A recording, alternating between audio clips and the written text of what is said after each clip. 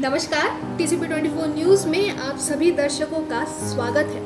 हम सब ने कई दिग्गज police officer, IPS officer, DM, collector और IAS ऑफिसर्स की कहानियाँ सुनी ही हैं। कुछ ऐसे ऑफिसर्स जो दुनिया के सामने एक मिसाल के रूप में प्रतीत हुए हैं। कुछ ऐसे ऑफिसर्स जिन्होंने अपनी कमजोरियों को अपने हौसले पर हावी नहीं होने दिया। इन अफसर्स के ऊपर कई फिल्में भी बनी हैं। इन अफसर्स के जीवन से प्रेरित होकर कई किताबें भी छपी हैं। एक ऐसे ही IAS ऑफिसर की कहानी से आज मैं अपूर्वा सिंह आपको कराऊंगी रूबरू। एक ऐसी IAS ऑफिसर जिनकी हाइट महज 3 फुट है। समाज के तानों से 3 फुट की बनी ये IAS ऑफिसर आरती डोगरा की कहानी। राजस्थान के बीकानेर और बूंदी जिलों में कलेक्टर रह चुकी आरती डोगरा अब अजमेर की नए कलेक्टर नियुक्त की गई है। वह कद में तो मात्र 3 फीट 6 इंच की है, लेकिन खुले में शौच से मुक्ति के लिए शुरू हुई उनकी स्वच्छता मॉडल बंको बिकानो पर PMO भी मुक्त हो चुका है। वर्ष 2006 बैच की IAS आरती डोगरा के पिता कर्नल राजेंद्र डोगरा सेना में अधिकारी और मां कुमकुम स्कूल में प्रिंसिपल रही है। आरती के जन्म के समय डॉक्टरों ने साफ कह दिया कि उनकी बच्ची समान स्कूल में नहीं पढ़ पाएगी। माता पिता के जुनून ने उनको हौसला प्रदान किया। उसी वक्त उनके माता पिता ने तय कर लिया कि उनकी बिटिया समान स्कूल में अन्य बच्चों के साथ पढ़ने जाएगी। फिर उन्होंने ऐसा ही किया। उनको शुरू से इस बात के लिए प्रेरित किया कि वह पढ़ाई के अलावा खेल कूद और अन्य गतिविधियों में सामान्य बच्चों की तरह ही भाग लेती रहे। कर्नल पिता में ऐसा जुनून था कि बिटिया को उन्होंने न केवल खेल कूद में प्रोत्साहित किया बल्कि घुड़सवारी तक सिखाई। इसके लिए उन्होंने अलग से जीन तक बनवाकर उन्हें घोड़े पर बैठना सिखाया। आरती डोगरा बताती हैं कि सिंगल चाइल्ड के रूप में माता पिता ने मेरी परवरिश की। उन्होंने इतना हौसला प्रदान किया कि कभी किसी प्रकार की कमी महसूस ही नहीं हुई। आरती के माँ बाप ने बचपन से ही आरती को एक सामान्य बच्ची की तरह ही पाला।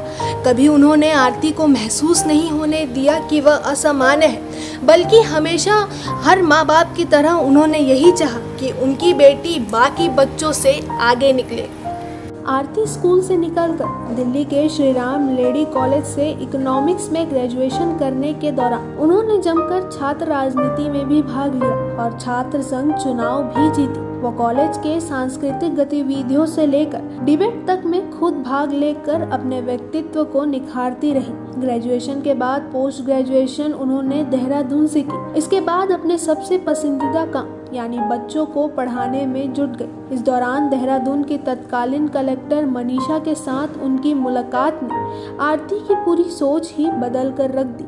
मनीषा ने उनको प्रेरित किया कि यदि वे लगन के साथ तैयारी करें तो आसानी से IAS अधिकारी बन सकती है। इसके बाद उन्होंने ठान लिया कि अब उन्हें वही मंजिल प्राप्त करनी है।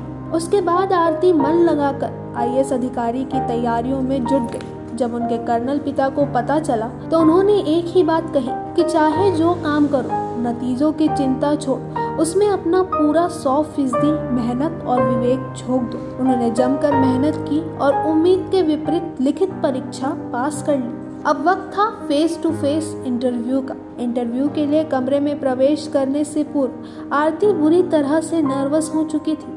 अंदर पहुंची तो इंटरव्यू बोर्ड के सदस्यों ने माहौल को कुछ हल्का बनाया तो हिम्मत आई। इसके बाद 45 मिनट तक सवाल जवाब का दौर चला। आर्मी व इकोनॉमिक्स का बैकग्राउंड होने के कारण अधिकांश सवाल इसी से जुड़े रहे। इस तरह वह अपने पहले ही प्रयास में IAS सेलेक्ट हो गई।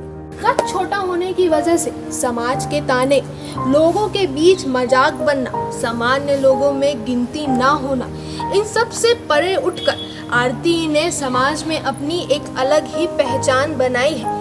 देश की लड़कियों के लिए IAS आरती डोगरा एक प्रेरणा के रूप में उभर के सामने आई है। आरती ने समाज कल्याण के लिए कई अभियान व आंदोलन संचालित किए थे। उनमें से उनका एक अभियान खुले में शौच ना करना। इस अभियान का नाम बंको बिकानो था। वर्ष 2013 में राजस्थान में बंको बिकानो धीरे धीरे राजस्थान के सभी जिलों में फैलने लगा और 2 साल के अंदर ही बंको बिकानो अभियान पूरी तरीके से हर राज्यों में लागू होने लगा। इसके अलावा आरती ने फाइट अगेंस्ट अनेमिया मां नाम से भी एक आंदोलन की शुरुआत की थी। आईएएस ऑफिसर आरती डोगरा की कहानी किसी प्रेरणादायक कहानी से कम नहीं है। उन्होंने साबित किया है कि अपनी कमजोरियों को कभी अपने हौसलों पर हावी नहीं होना देना चाहिए। अपनी कमियों को अपनी ताकत बनाओ और अपने जीवन में एक ऐसा मुकाम हासिल करो कि जो लोग आज तुम पर हंसते हैं तुम्हारी कमियों की वजह से, वो कल तुम्हारी ही कहानी से प्रेरित होकर अपने जीवन की कहानी बनाए। अब मैं अपूर्वा सिंह आपसे लूँगी इजाज़त।